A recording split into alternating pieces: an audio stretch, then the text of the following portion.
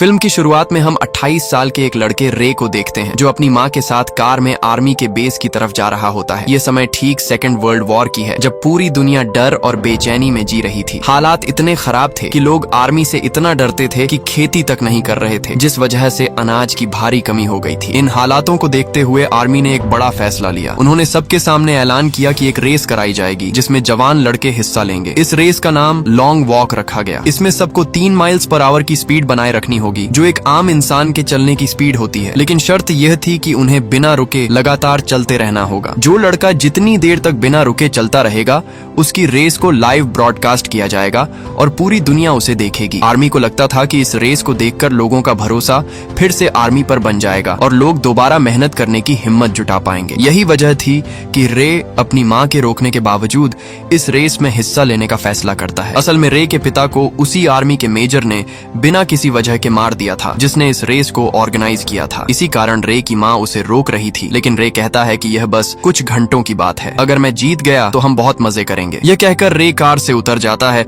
और जैसे ही वह सोल्जर्स की तरफ बढ़ता है उसकी माँ उसे गले लगाकर रोने लगती है। रे अपनी माँ को शांत करता है और बाकी लड़कों के पास जाकर बैठ जाता है। सभी को पता था कि उन्हें लगातार चलते रहना है और अंत में सिर्फ एक ही विजेता होगा। जो आखिर तक चलता रहेगा वही इस रेस को जीतेगा। वहाँ पहुँचते ही रे की मुलाकात क्रिस नाम के एक लड़के से होती है। क्रिस मुस्कुराते हुए कहता है कि नाम पूछने से पहले मैं खुद सबका परिचय करा देता हूँ। उनके सामने जो लड़का बैठा था वह और कोई नहीं बल्कि उसी मेजर का बेटा था जिसका नाम बिली था। उनकी बाईं तरफ एक एशियन लड़का बैठा था जिसका नाम ओल्सन था और उसके पास एक काला लड़का पियर्स था। पीछे की तरफ लंबे बालों वाला लड़का कूली था और घुंघराले बालों वाला लड़का जिसे सब कर्ली कहते थे। सब आपस में हंसते मजाक करते नजर आते हैं। रे के पास चांदी जैसे बालों वाला एक लड़का बैठा था जिसने अपना नाम बार्कोविच बताया। वह काफी शरारती था और मजाक में कहता है कि मैं तुम सबको इस रेस में ऐसे हरा दूंगा जैसे कोई चोर कुर्सी पर बैठकर भाग जाए। तभी सब अलर्ट हो जाते हैं क्योंकि सामने मेजर आ रहा होता है। उसके आते ही वह सबको बैठने का आदेश देता है। मेजर साफ शब्दों में कहता है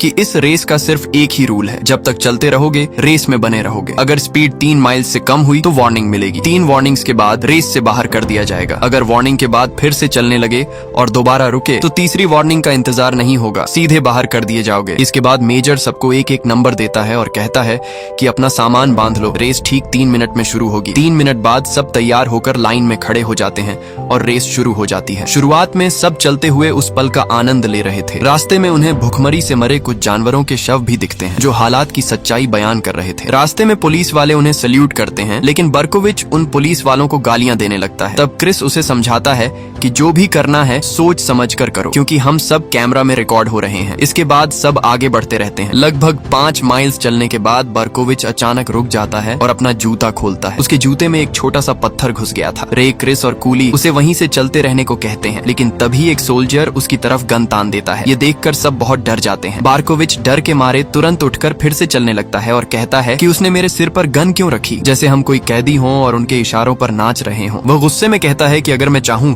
तो अभी रेस छोड़कर चला जाऊं। इसके बाद सीन कट हो जाता है और 4 घंटे बाद का समय दिखाया जाता है। अब सब थोड़े थक चुके थे, लेकिन क्रिस अब भी काफी मजबूत नजर आ रहा था। इसी बीच पियर्स कहता है कि जब मैं यह रेस जीतूंगा तो तुम सबको पार्टी पर बुलाऊंगा। यहीं पता चलता है कि रेस जीतने वाले को $5 मिलियन मिलने वाले हैं। रे कहता है कि अगर मैं जीत गया तो पार्टी के साथ साथ तुम सबको खेती करना सिखाऊंगा और जो भी जरूरत होगी वह सब लेकर आऊंगा। क्रिस को यह आइडिया बहुत अच्छा लगता है। इसके बाद क्रिस सिगरेट निकालता है और पीने लगता है, लेकिन पियर्स उसे समझाता है कि ऐसा करने से वह रेस से बाहर भी हो सकता है और मारा भी जा सकता है। लेकिन क्रिस उसे भी एक सिगरेट दे देता है और पियर्स तुरंत पीने लगता है। यह देखकर सब हंसने लगते हैं और माहौल कुछ हल्का हो जाता है। तभी जॉन नाम का एक लड़का रे और क्रिस के बीच आकर कहता है कि वह यहाँ जो कुछ भी हो रहा है उसे अपनी बुक में लिख रहा है। उस बुक का नाम वह द लॉन्ग वॉक रखेगा और उसे पब्लिश करेगा। ये सुनकर सब उसकी काफी तारीफ करते हैं। तभी सबकी नजर कर्ली पर जाती है जिसके पैरों में बुरी तरह चोट लग चुकी थी। रे उसे सहारा देता है और हिम्मत से चलने को कहता है। वह कहता है कि अपना वजन मुझ पर डाल दो ताकि रेस से बाहर ना हो जाओ, लेकिन कर्ली कहता है कि वह रेस के लिए अपनी पूरी जिंदगी खराब नहीं करना चाहता। इतना कहकर कर्ली बैठ जाता है और रेस छोड़ देता है। तभी एक बेहद चौंकाने वाला दृश्य सामने आता है। 3 वार्निंग्स देने के बाद एक सोल्जर कर्ली को गोली मार देता है। यह देखकर सब सन्न रह जाते हैं क्योंकि उन्हें लगा था कि हारने वाला बस चुपचाप बाहर चला जाएगा, लेकिन लेकिन किसी ने यह नहीं बताया था कि उसे मार दिया जाएगा। अब सबको समझ आ जाता है कि यहाँ से बचने का कोई रास्ता नहीं है। कैमरा भी बंद कर दिया गया था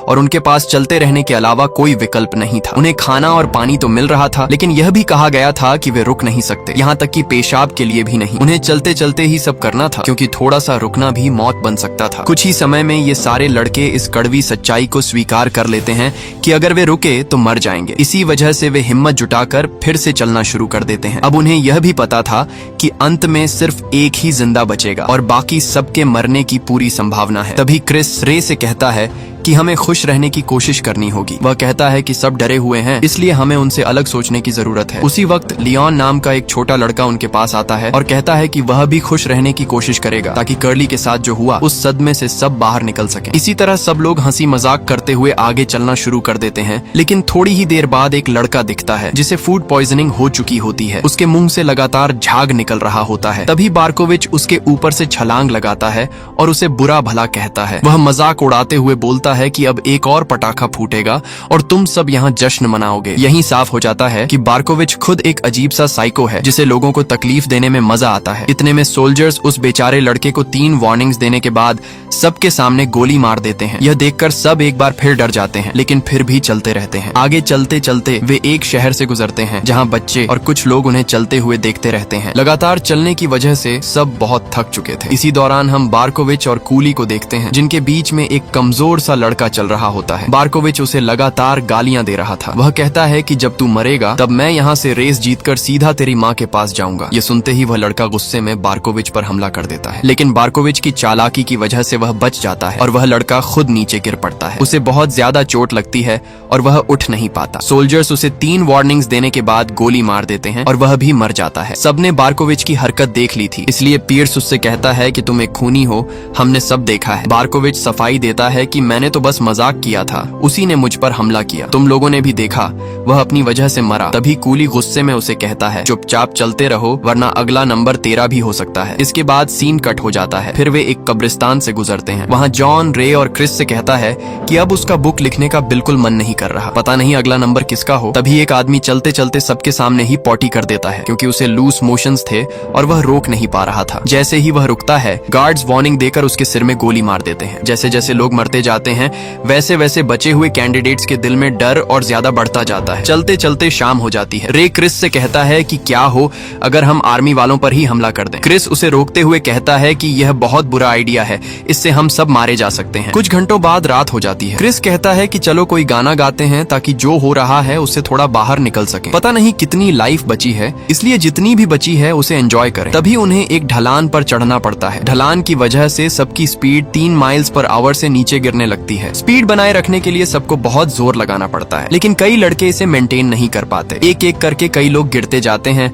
और गार्ड्स वार्निंग्स देकर उन्हें मार देते हैं। इस ढलान पर कुल 22 लोग मारे जाते हैं। अब रे की स्पीड भी कम होने लगती है और एक सोल्जर उसके सिर पर गन तान देता है। यह देखकर बार्कोविच उसे डराने लगता है और कहता है कि देख 2 सेकंड में तू ऊपर चला जाएगा। यह सुनकर रे को चक्कर आने लगते हैं, लेकिन क्रिस उसे पकड़ लेता है और सहारा देकर आगे बढ़ने को कहता है। वह उसकी स्पीड मेंटेन करवा देता है। इसी तरह चलते चलते सुबह हो जाती है। सुबह रे कहता है कि उसे लगा वह मर ही जाएगा। क्रिस हंसते हुए कहता है देख तो सही, हम तो जिंदा है ना। रे पूछता है कि इतनी सीरियस सिचुएशन में भी तुम मजाक क्यों करते हो। क्रिस कहता है कि रियलिटी देखो, हमारे पास हंसने के अलावा कुछ बचा ही नहीं। हम न बैठ सकते हैं न रुक सकते हैं, ऐसे में हंसी ही हमारी आखिरी ताकत है। रे भी यह सुनकर हंसने लगता है। अगले सीन में दिखता है कि वे 130 माइल्स चल चुके हैं। अब ओल्सन की तबीयत बहुत खराब होने लगती है। उसी बीच जॉन जो बुक लिख रहा था उसकी हालत भी बिगड़ जाती है। पिछली रात ढलान पर उसका पैर टूट चुका था, फिर भी वह चलता रहता है। उसकी स्पीड बहुत कम हो जाती है और वह गिर पड़ता है। पास खड़े 2 बच्चे यह सब देख रहे होते हैं। पियर्स बच्चों से कहता है कि यहाँ से चले जाओ। तभी सोल्जर्स जॉन को वार्निंग देकर गोली मार देते हैं। रे गुस्से में कहता है कि ये कैसे वहशी लोग हैं, इन्हें न बच्चों की परवाह है और न बड़ों की। आगे चलते चलते वे शहर के अंदर पहुंच जाते हैं। इसका फायदा उठाकर एक लड़का सुपरमार्केट की तरफ भागता है, लेकिन सोल्जर्स उसे भी मार देते हैं। अब सब समझ जाते हैं कि भागने का भी कोई रास्ता नहीं है। पियर्स कहता है कि क्यों न हम आर्मी वालों को गालियां दें, कम से कम लोग उनकी बेइज्जती तो सुनेंगे। क्रिस कहता है कि सबसे पहले मैं दूंगा। फिर सब आर्मी वालों को गालियां देने लगते हैं। काफी देर बाद पियर्स सबके सामने जल्दी जल्दी पॉटी करता है और मजाक में कहता है कि यह उसकी जिंदगी की सबसे तेज पॉटी थी। इसके बाद रे क्रिस को बताता है कि इसी मेजर ने उसके पिता को मार दिया था, क्योंकि युद्ध के समय उसके पिता के पास प्रोटेक्शन के लिए गन थी। तलाशी में गन मिलने पर मेजर ने बिना सोचे उसके पिता को गोली मार दी। रे कहता है कि अगर मौका मिला तो वह उस मेजर को भी भी मार देगा। इसके तुरंत बाद एक लड़का ट्रक पर मौजूद सोल्जर पर हमला करने की कोशिश करता है, लेकिन सोल्जर्स उसे टैंक के नीचे कुचल देते हैं। ये सब बहुत डिस्टर्बिंग था। लड़के फिजिकली और मेंटली दोनों तरह से टूट चुके थे। वहाँ मेजर का बेटा बिली भी दिखता है, जो लगातार खांस रहा होता है क्योंकि उसकी तबीयत भी बिगड़ चुकी थी। तभी एक पतला सा लड़का रे और क्रिस के बीच से निकलकर आगे आता है और अपने कपड़े उतारने लगता है। वह सोल्जर्स से कहता है कि आओ मुझे भी गोली मार दो और ये खेल खत्म करो। इतना कहकर वह सड़क की दूसरी तरफ भागता है। वार्निंग्स के बावजूद वह नहीं रुकता और सोल्जर्स उसे भी मार देते हैं। रे देखता है कि ओल्सन अब कुछ बोल भी नहीं पा रहा और उसकी हालत बहुत खराब है। रात भी काफी हो चुकी थी। तभी रे उसके पास आकर कहता है कि अगर ऐसे ही चुप रहे तो या तो बहुत पीछे रह जाओगे या थक कर गिर जाओगे। इसीलिए उससे कहता है कि तुरंत हमसे बात करना शुरू करो और चेहरे पर मुस्कान रखते हुए चलते रहो। लेकिन इस बीच ओल्सन रुक जाता है और सबके पीछे रह जाता है। ओल्सन एक सोल्जर के पास जाता है और उसकी बंदूक पकड़ लेता है। इसके कारण वह सोल्जर ओल्सन पर 3 गोलियां चला देता है। ओल्सन दर्द में गिर पड़ता है और चिल्लाने लगता है। यह देखकर पियर्स तुरंत उसके पास आता है और उसे चलने को कहता है। ओल्सन लगातार पियर्स से मदद मांगता रहता है, लेकिन पियर्स क्या कर सकता था। सोल्जर्स पियर्स को भी 2 वार्निंग्स दे देते हैं। फिर रे पियर्स के पास जाकर कहता है कि तुम आगे बढ़ो। ओल्सन लगातार पियर्स को रोकता है, लेकिन पियर्स उसे अकेला छोड़ देता है। इस बीच रे कहता है कि तुम्हें पीछे नहीं देखना, बस चलते रहो। तभी सोल्जर्स ओल्सन को मार देते हैं। ये देखकर पियर्स और बाकी लोग बहुत दुखी हो जाते हैं। रे कहता है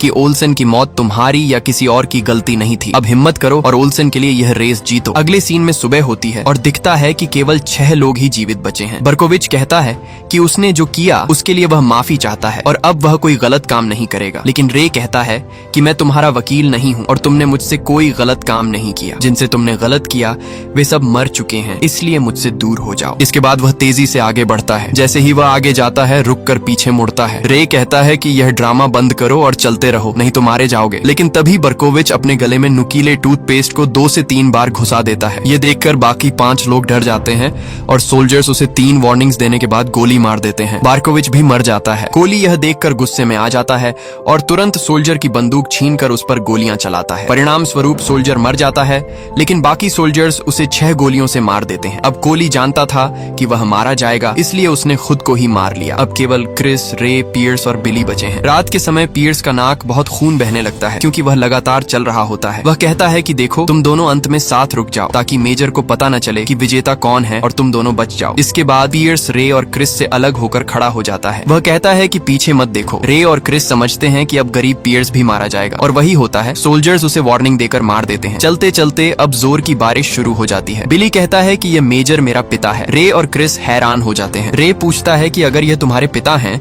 तो उन्होंने तुम्हें रेस में आने से क्यों नहीं रोका। बिली कहता है कि उन्होंने रोका, लेकिन मैंने खुद ही उस रेस में हिस्सा लिया। अब मुझे लगता है कि मेरा समय खत्म हो गया है, इसलिए तुम दोनों अपना ध्यान रखो। इतना कहकर बिली रुक जाता है और अपने पिता से कहता है कि मैंने अब तक तुमसे बुरा पिता नहीं देखा। सोल्जर्स उसे वार्निंग देकर गोली मार देते हैं और वह मर जाता है। अब रे और क्रिस एक शहर में पहुंचते हैं, बहुत थके हुए। वहाँ बहुत लोग उन्हें देखने आए हैं। चलते चलते क्रिस पीछे रुक जाता है और सोल्जर्स उसे वार्निंग्स देते हैं, लेकिन रे उसे पकड़कर आगे बढ़ने को कहता है। क्रिस कहता है कि हमें पियर्स टेक्निक आजमानी चाहिए और साथ रुकना चाहिए, लेकिन रे उसे बताए बिना खुद रुक जाता है। रे को पहले ही 2 वार्निंग्स मिल चुकी थी, इसलिए सोल्जर्स उसे बिना वार्निंग के गोली मार देते हैं। गोली की आवाज सुनते ही क्रिस पीछे मुड़ता है और टूट जाता है क्योंकि अब उसका आखिरी दोस्त भी उसके सामने नहीं था। तभी मेजर आता है और कहता है बेटे तुमने रेस जीत ली है। लेकिन क्रिस रो रहा होता है। अब उसे जीतने की कोई इच्छा नहीं थी। मेजर कहता है कि तुम्हें $5 मिलियन और एक विश दी जाती है। क्रिस कहता है कि मैं अभी ये गन चाहता हूँ। मेजर तुरंत उसे गन देता है। क्रिस बिना सोचे गन को मेजर की तरफ करता है। मेजर डर जाता है और पीछे हटता है। मेजर कहता है कि अगर तुम मुझे मारोगे तो आर्मी तुरंत तुम्हें मार देगी, इसलिए मूर्खता मत करो और $5 मिलियन के साथ जिंदगी जियो। लेकिन क्रिस की जिंदगी अब नरक से भी बदतर थी, इसलिए वह बिना सोचे मेजर को गोली मार देता है। मेजर मर जाता है। अगले ही पल हम देखते हैं क्रिस अब चारों तरफ कुछ नहीं देख सकता और पीछे गोली की आवाज आती है। तब पता चलता है कि सोल्जर्स ने क्रिस को भी मार दिया। यह दुखद कहानी यहीं समाप्त होती है। धन्यवाद दोस्तों। अगर वीडियो पसंद आई हो तो लाइक करें और ऐसी मूवी एक्सप्लेनेशंस के लिए चैनल को सब्सक्राइब जरूर करें।